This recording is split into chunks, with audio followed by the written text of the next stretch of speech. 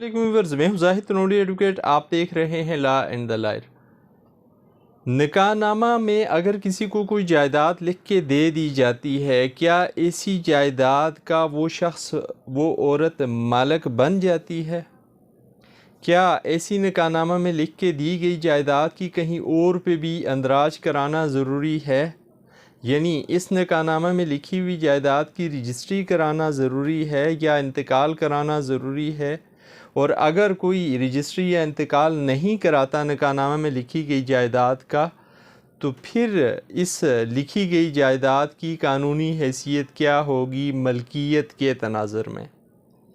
ये है आज की वीडियो का मौजू। लेकिन इस मौजू पर बात करने से पहले आपसे गुजारिश, अगर आप चैनल पर नए हैं, आपने चैनल सब्सक्राइब नहीं किया हुआ तो चैनल सब्सक्राइब करें, वीडियो लाइक करें, बेल आइकन प्रेस करें ताकि अवेयरनेस के हवाले से हर नई आने वाली वीडियो का नोटिफिकेशन आप तक पहुंच सके। व्यूअर्स, निकाहनामा मुस्लिम फैमिली लॉ ऑर्डिनेंस 1961 की रूह से लिखा जाना ज़रूरी है। पाकिस्तान में राइज कानून के मुताबिक जब भी कोई मर्द और औरत आपस में निकाह करते हैं तो उनका निकाहनामा भी लिखा जाता है और फिर उस निकाहनामे को रजिस्टर्ड भी किया जाता है, कराया जाता है। अब निकाहनामा रजिस्टर्ड कराते वक्त या निकाह पढ़वाते वक्त एक चीज़ होती है जिसको कहा जाता है महर, जिसके बड़े वाज़ेह अहकामात हैं।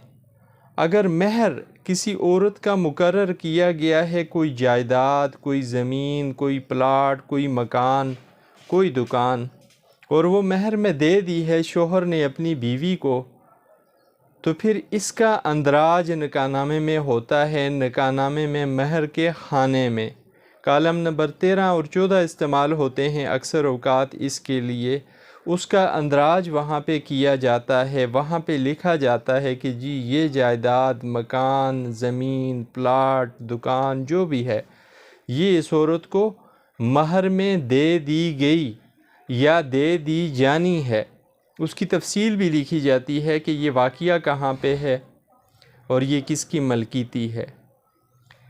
ये महर के कालम में जो लिखी गई चीज़ होती है, अगर लिख दी गई तो इसकी वो औरत मालिक तस्वर की जाती है, वो मालिक होती है कानून की नज़र में।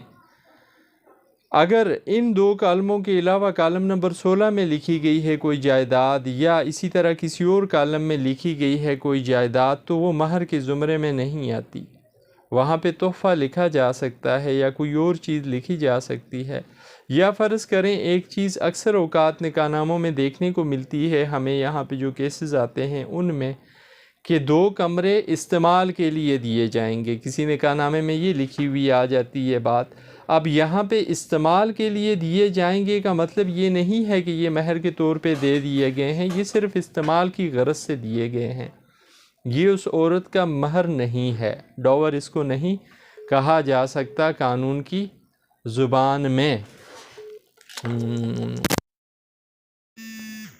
इस्तेमाल के लिए लिखी गई जायदाद होती है उसको महर नहीं कंसिडर किया जा सकता, डॉवर नहीं कहा जा सकता। अब क्या अगर कोई जायदाद निकाहनामे में लिख के दे दी गई है और वो निकाहनामा रजिस्टर्ड भी हो गया है, तो ऐसी जायदाद को कहीं और दर्ज करवाना ज़रूरी है या नहीं? अगर कानून की नज़र से देखा जाए, कानून के तनाज़र में देखा जाए, तो निकाहनामा एक पब्लिक डॉक्यूमेंट हो जाता है, बन जाता है रजिस्टर्ड होने के बाद।